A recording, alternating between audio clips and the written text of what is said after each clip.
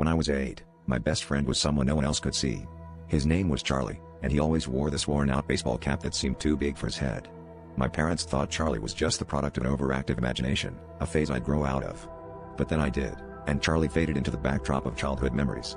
Until last night. I woke up in a cold sweat, the remnants of a vivid dream clinging to my consciousness. Charlie was there, older but unmistakably him, with that same cap. He told me he'd been waiting all this time, hidden in the corners of my dreams, watching. The next day, as I went about my routine, I couldn't shake the feeling that I was being watched. Every shadow seemed to stretch a little too long, every creak in the floorboards too deliberate. I dismissed these thoughts as leftover paranoia from my dream. But then I noticed something odd, a baseball cap, much like Charlie's, lying on my kitchen counter. I didn't own one, and no one else had been in my apartment. My heart raced as I picked it up, the fabric worn and familiar. It was then that I remembered Charlie's words, "I've been waiting."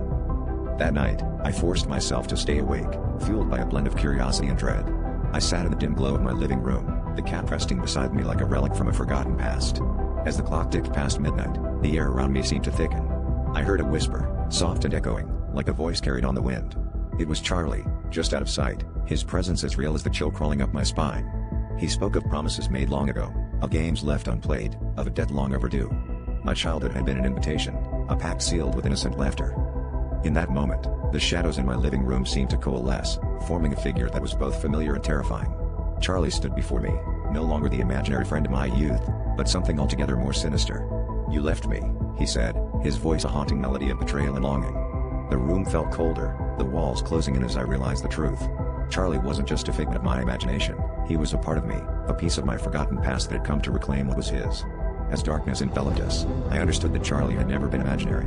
He had always been waiting, and now, he was here to stay.